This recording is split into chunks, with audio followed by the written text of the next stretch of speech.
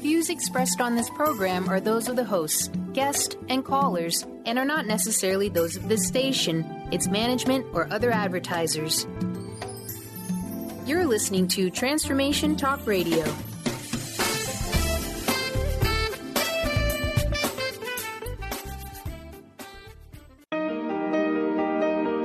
Welcome to the Dr. Pat Show. Talk radio to thrive by. Powerful, inspiring, and coming to you live, bringing you stories of people like you and me, busting through and living life full out. Get ready to dare to wonder what your life would be like if you knew you could not fail. Hey everyone, I am so thrilled and excited. I actually wish my Aunt Fran were here to listen to this interview. Today, we're talking about gender integration, women in the military. First U.S. Army female Inspector General joining us here today, retired U.S. Army Brigadier General Evelyn, Patricia, Pat, like me, Foote King. Here's the deal. What is it about my Aunt Fran? Well, the most memorable picture I have of her is absolutely, perfectly standing tall, full uniform, as she served our country. I had no idea at the time that when I looked at this picture of my aunt, that she was one of the few. But now the world is changing. Well, thank you so much for joining us here today. What do you think about my recollection of my aunt in her full Army outfit, right? And none of us really talked about it. Welcome to the show. Was she in World War II? Yes. Did she serve in World War II? Yes, she did. Yeah. What a special group of women they were. Yeah. You know, the Women's Army Auxiliary Corps was founded on May 14th, 1942 by legislation that's signed by President Roosevelt. There were not women in the military at that time except Army nurses and Navy nurses in relatively small numbers. So this was the introduction of women, all volunteers, to come and serve during World War II and to perform jobs that would release men to go to war. I'll tell you, what an amazing thing. The Army director at that time, a woman named Ovita Kophabi, at one time was commanding 100,000 women, volunteers, as a colonel. Wow. If it had been a man, he would have had 3 or 4 stars on his shoulder. But she was occupying the only colonel's billet that the Women's Army Corps had. Mm. So, yeah, I can well imagine she was proud. You know, like when she came on active duty? I certainly can I have all the information on that. But, you know, here we are today. And, you know, growing up as kids, you see these role models. My aunt was a super role model for me. You know, she was out of Georgia. Her and her family, her husband also in military, out of Georgia. And I just so appreciated that the minute I turned 17, I attempted to join the Air Force, thinking as a young woman that I'd be able to fly a jet. Well, back in the day, that wasn't possible, but we are in a different world today. And let's talk about your career, right? Let's talk about you. In the time of your service. Go ahead. Okay, I had never intended to have the military as a career. I was going to have a 2-year interlude of training as a lieutenant and serving. After I had worked for 7 years in Washington, D.C. after college at various organizations where the glass ceiling was down around my ankle. I was with the FBI. When women could not be agents. I was with the Washington Daily News, and when they offered me a staff job, they wanted me to write about foods and fashion. I didn't want to write about foods and fashion. So I went to work for Blue Cross Blue Shield, and they made me the enrollment secretary very quickly, and I could run the sales department, but I could not be a salesman or sales manager. That was all men's work. So these were the constant disappointments and limitations that I ran into, despite the fact that I had worked so hard to get that college degree I thought would give me a leg up. It didn't. They only wanted to know if I could type. Anyhow, 1989, October 1st, after 30 years, I retired from the service. And I stayed because I was in there during the turbulent years when every change under the sun was coming up. Women's rights, human rights, the fight over Vietnam being the most unpopular war imaginable for the young people, the disturbance among the young people about this war. And in I come. Well, one thing we knew, the draft is going to end in 1973. And that meant that the service, they're going to have to scramble to find how they're going to so-called man the force in the future years. They would have to greatly increase the number of women. And in doing that, they had to tear down all the statutory and regulatory barriers that precluded the broad assignment of women throughout the spectrum of Army jobs. And I just happened to be at the open door as some of these things happened. Brigade command, battalion command, fort command, assignments at Department of Army, schooling at the War College. All of these things happened after the draft ended. So I walked in at the right time and just happened to stay the course. What gets me is when people talk about, you did this first and first and first. I said, yeah, but there were women lined up behind me who were so eminently qualified to do anything I ever did, but because they were not able to take those jobs, they never had the opportunity. Yeah. So now we're at least in the middle. Yeah. I mean, isn't this really the conversation? And thank you so much for coming out and speaking about this. Because, you know, here we are talking about what has changed, where are we today, and getting ready for honoring our vets, right? And so this is really a time to look at supporting women, but also getting educated and understand what work is being done for greater equality in the military, right? So let's talk about that.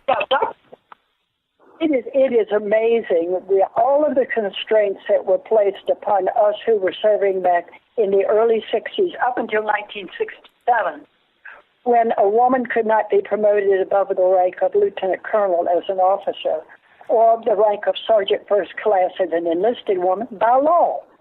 And the numbers of women was no more than 2% of the regular Army force at any time, which was just minuscule in a sea of 500,000 men. I remember going to the Commanding General Staff College as a student, one of 6 women while there were 1,200 men. So I was the only woman in my division, in my unit, and I introduced myself to them as their token whack. I said, I'm your one and only woman, and you won't have another one around here. But that was a story of life for so much, a handful of women and a sea of men. So to really get equity underway, we had to take down all the barriers that kept women from being assigned in any of the units, and that has happened in 2016. Wow. Women conceivably now can command a combat battalion or a division if they have the rank and experience. They can be generals, they can be colonels. These things they could not be. But all just staying the course and watching and being part of these changes over time has been a thrilling experience. I'll tell you who does a wonderful job with veterans, and that's Kellogg. Yes. I'm here as their guest, and they have a marvelous program to enlist the services of men and women who are veterans, bring them into the force, because they know these men and women are bringing in skill sets that they only have because they served in the armed forces. And they bring that to the workplace, and then Kellogg's will give them the job and train them to do it. So they're getting a double bargain with those veterans, and they want more of them. Well, let's talk about what they're doing to do it, because, you know, without this kind of support, this just becomes a lot of, you know, chewing the fat together, me and you. But this is an action. This is, and somebody, this is Kellogg saying, we got to do something here. And they are doing it. They have got, I think the count I got this morning of the number of veterans that they have employed here locally is over 800. Yeah. And we know that there are many more out there if we can attract them to come. Now, many of the veterans are reluctant to come forward because they don't think they have anything to offer. Yeah. So we're having to make the veterans understand that the skills that they have to bring to the workplace are far more formidable than those of their compatriots who don't have this experience. Well, it's a constant. You and I can do an entire hour talking about what is learned in the military. My aunt would talk about we could fill up an hour in a nanosecond, because what you learn, the level of respect, the level of discipline, the level of precision, the level of commitment, the level of chutzpah, where else do you get that from? The only place where I got it over a 30-year period in the Army, and every door that opened up to take me higher and higher and higher was just, to my great amazement, I never expected any of it. Because I thought I would have a limited career. Right. Even if I stayed for 20 years, I'd never be more than a major, blah, blah, blah. Yeah. But then things changed, and how they changed. We're doing better in the Army. We're not there yet. We still have pockets of resistance to the idea of women serving in combat.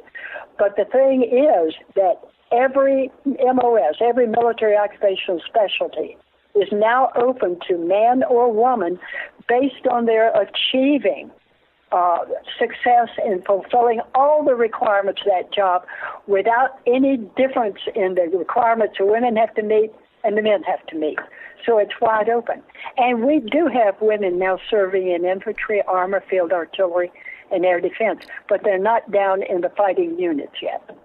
Well, I want to thank you for today, and I know you've got a busy day, and I know you've got a bunch of these shows to do. So please tell us how we can find out more information. And then, for me, what's your personal message? What would you like to leave us with here today? Again, thank you. Okay, thank you. Well, they can go to the website kelloggdiversityandinclusion.com or kelloggcareers.com and look at the veterans page, and they'll find out more about the employment of veterans here at Kellogg. My message for today is that Veterans Day should be viewed as a time to remember the service of well over 2 million people in America who gave up 2 or more years of their lives to serve.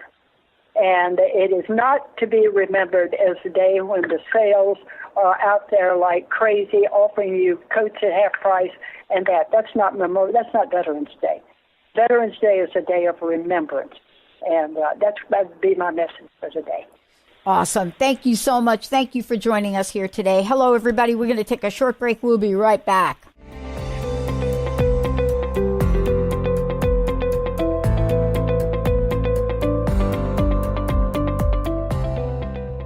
Welcome, everyone. Welcome to our fabulous, innovative news segment. Today, for Veterans Day, it reminds all of us to step back, stop for a moment, and thank our veterans for their service and their honor.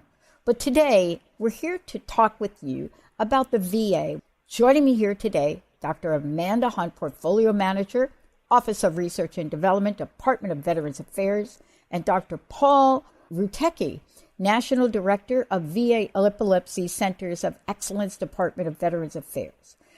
Thank you both for joining us here today. And one of the things I want to say coming out of the gate, thank you for joining me here today. I do believe that the public has no idea of why we are even talking about epilepsy today. And I want to start there. Can we start with you, Dr. Hunt? Of course. Well, November is National Epilepsy Awareness Month, which is one of the reasons we're here. Yeah. And November 11th, as you mentioned, is Veterans Day. And so what's the link? So epilepsy is especially important to veterans because they're actually at a higher risk for developing epilepsy. And that's partly due to in-combat traumatic brain injuries they may have experienced. And so what is epilepsy? And a lot of people think of it as your traditional seizure, jerking on the ground.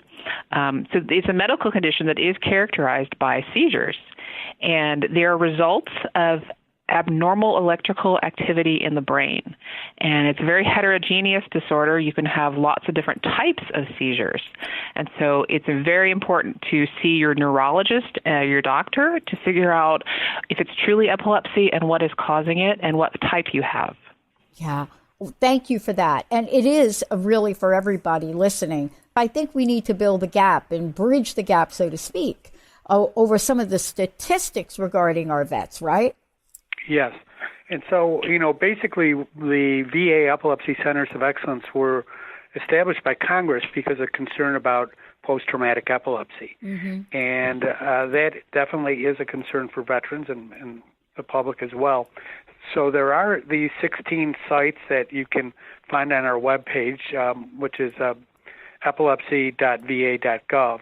And they are all more than happy to evaluate any veteran who presents themselves to the one of the centers. But more commonly, patients should initially see their primary care physician, go over things that may be of concern to them regarding possible epilepsy or things that look like epilepsy. Their primary care physician would then follow up with further testing, including probably an electroencephalogram or a brainwave test, and then, if necessary, refer them to a neurologist.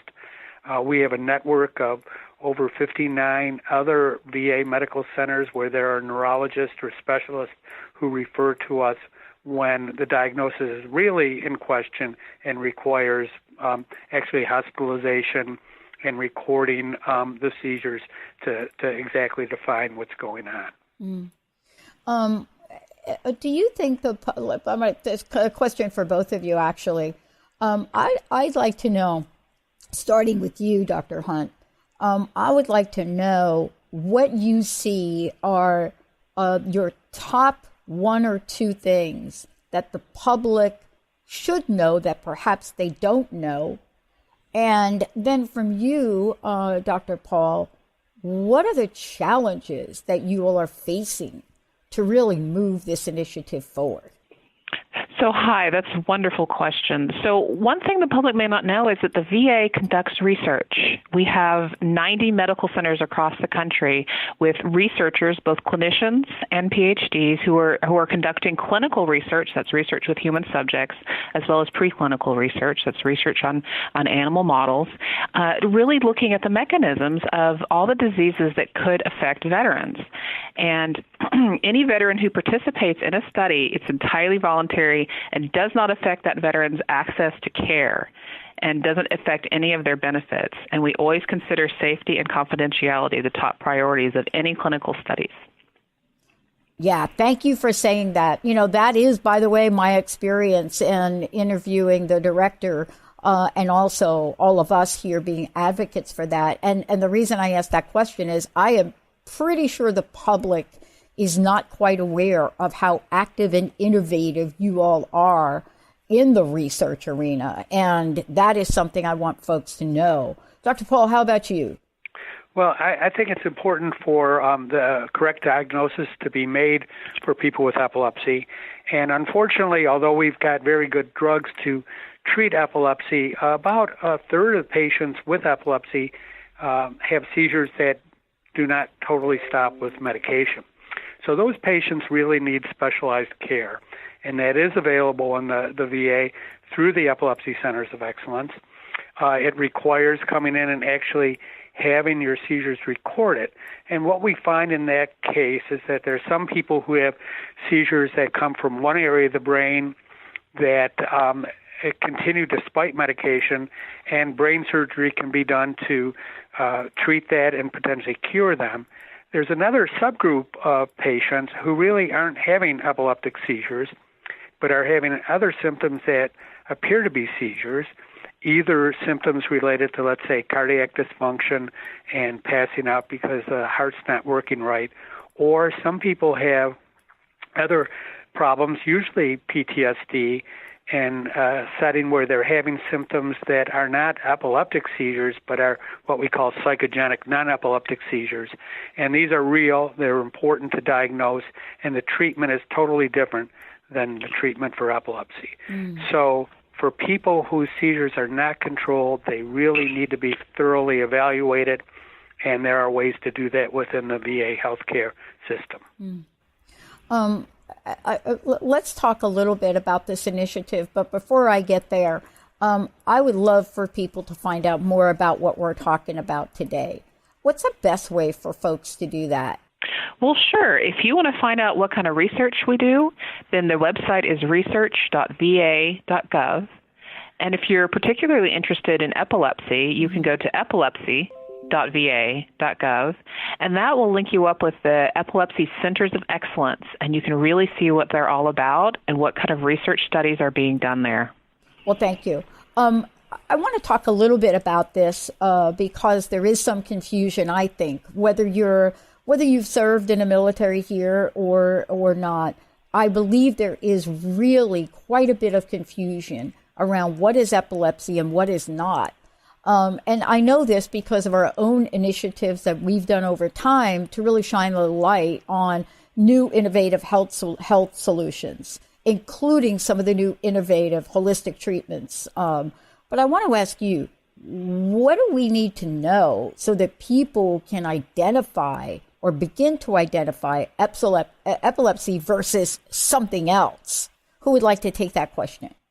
Yeah, Paul. I'd be happy to take it. Paul. Yeah, it can be really difficult, and believe me, I've been fooled tons of times. So the actual best way is really having people come in and having their episodes recorded. Now that takes a bit of effort to be willing to do that. We are developing some other new innovations that are just coming out now in terms of various ways to monitor someone as an outpatient regarding whether or not they're having seizures. Most of these now work better for people who are having frank convulsive seizures where they're actually getting stiff and jerking. And there are a couple devices on the market now that can detect these episodes and distinguish whether or not they're a seizure. This is, I think, something for the future to really exploit and use. There are also other ways to actually, at your house, have EEG and video recording done. That can be very successful, but obviously you have to capture one of the episodes. And there are companies now that work with the VA to be able to provide those services. Yeah, I don't know if you know this, and probably you both can't talk about it, but we've been sort of watching a group of folks, some are vets, some are not, and the response they're having to new treatments like hemp oil and certain forms of oil that come from, the results are staggeringly amazing. And I'm not sure that you guys, venture into that arena, but it is something to keep your eye on. Well, just for your information, there is a medication that's FDA approved that's about to be released that's basically a cannabidiol. Wow. So it is really what is in certain hemp oil, but this is manufactured in a way that meets FDA standards. I love whereas most of the hemp oil and stuff doesn't. So not that it doesn't work, but it's just not as tightly controlled. I know. One of the things, I know I'm off script now, but I'll just mention it to you. For 4 years, I've been searching for a company. And I went to an event in New Jersey, and I walked in, and I accidentally leaned to the right to go look at something. And there is a woman out of Colorado, completely organic hemp oil. And process beginning to end, pure, the distillation, everything right here in the United States.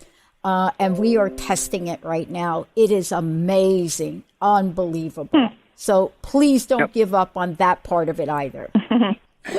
I don't think anybody will. All right. Yeah. Right. There's a lot we can talk about and probably a lot that we're not going to get to. And I know we have a short period of time. I'd like to ask each of you, the same question. How do you see the public helping and contributing along the way to this? And what would be the call to action that each of you would like to see? And please go ahead and mention the websites again. Mm-hmm. All right. So thanks. So I'm gonna turn it around a little bit and say that the research that we're doing in the VA is applicable to the population as a whole. And so anything that we discover about these diseases and disorders that we're studying can be applied to others, not just the veterans who have those diseases and disorders. And so again, we need to thank our veteran patients who are participating in the conduct of these studies. And I guess my only call to action is if you're interested, please educate yourself on what kind of research we're doing, because as you mentioned, I think a lot of people don't realize the VA does research. And research.va.gov, and we have all of our exciting results posted on our website. Thank you. Awesome. Thank you for today. How about you, Dr. Paul?